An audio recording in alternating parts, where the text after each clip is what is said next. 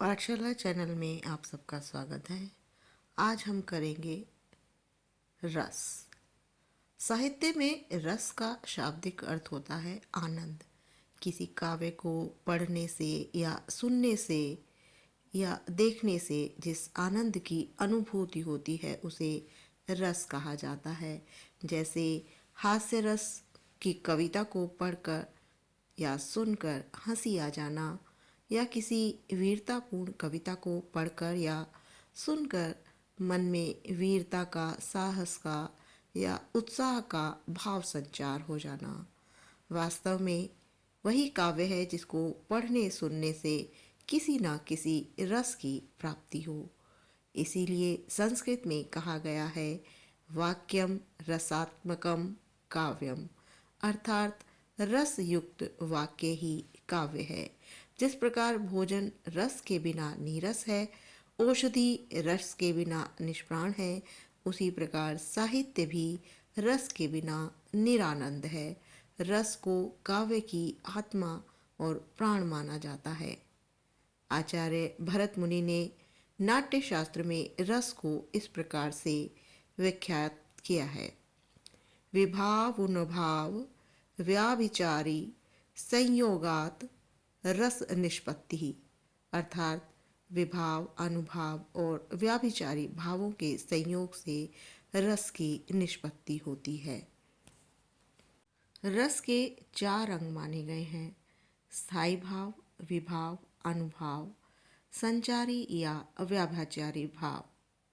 स्थायी भाव वो होते हैं जो हृदय में स्थायी रूप से विद्यमान होते हैं और प्रबल होते हैं, उसी के अनुसार जागृत हो जाते हैं, उसे स्थायी भाव कहते हैं। इनकी संख्या 9 है: रति, हास, शोक, क्रोध, उत्साह, भय, घृणा, विस्मय और निर्वेद। 9 स्थायी भाव के अतिरिक्त कुछ आचार्यों ने 2 स्थायी भाव और माने हैं: वात्सल्य और भक्ति। यदि इन 2 स्थायी भावों की भी गणना कर ली जाए तो स्थायी भावों की कुल संख्या 11 हो जाती है। ये सभी भाव सुषुप्त अवस्था यानी सोई हुई अवस्था में मन में रहते हैं। जैसे ही हमारे सामने अनुकूल अवसर या कारण मिलता है तो ये जागृत हो जाते हैं और रस की निष्पत्ति होती है, यानी रस उत्पन्न होता है। प्रत्येक स्थायी भाव का संबंध एक रस से होता है।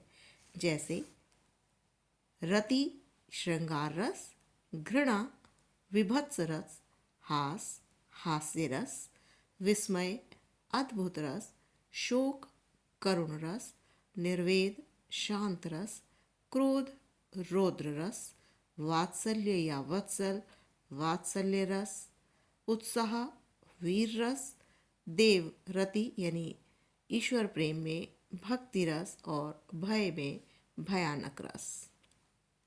इसके बाद चलते हैं, दूसरा रस का अंग है विभाव। जब स्थायी भाव जागृत होने के कारण को विभाव कहा जाता है, यानी जिन कारणों से किसी कविता को, नाटक को पढ़कर सुनकर पाठक या श्रोता के मन में या हमारे मन में जो भाव जागृत हो जाते हैं वो विभाव कहलाते हैं। विभाव के भी 2 भेद हैं: आलंबन विभाव, यानी जिस व्यक्ति या वस्तु के कारण मन में कोई स्थायी भाव जागृत हो जाता है तो उस व्यक्ति या वस्तु को आलंबन विभाव कहा जाएगा। जैसे रास्ते में चलते समय अचानक बड़ा सा सांप देखने पर मन में भय उत्पन्न हो जाता है, यानी भय नामक स्थायी भाव जागृत हो जाता है। तो सांप को हमने देखा तो सांप इसमें आलंबन विभाव का काम करेगा। उसके बाद आता है उद्दीपन विभाव, जो आलंबन द्वारा जागृत स्थायी भाव को और उद्दीप्त कर दे, यानी उसको और प्रदीप्त बना दे, यानी हमारे जो स्थायी भाव है उनको और बढ़ा दे, तो उसे उद्दीपन विभाव कहते हैं। जैसे सीता जी की खोज में वन में भटकते श्री राम ने जब पशु पक्षियों से सीता के विषय में पूछा तो यहाँ श्री राम जो है आश्रय हैं और सीता जी आलंबन है। सूनी कुटिया वन का सूनापन उद्दीपन विभाव है। तीसरा अंग है अनुभाव। अनुभाव का अर्थ है अनुभव करना। जब आलंबन और उद्दीपन के द्वारा आश्रय के हृदय में यानी व्यक्ति के हृदय में जब स्थायी भाव जागृत होने और उद्दीपन होने के बाद जो क्रियाएं जो वो करता है वो अनुभाव कहा जाता है। जैसे सांप को देखकर हम डर जाते हैं और ज़ोर ज़ोर से चिल्लाते हैं, तो ये ज़ोर ज़ोर से चिल्लाना जो है अनुभाव का कार्य करता है। अगला भाव है संचारी या व्याभाचारी भाव। जब आश्रय के मन में उत्पन्न होने वाले अस्थिर मनोविकारों को संचारी या व्यभिचारी भाव कहते हैं।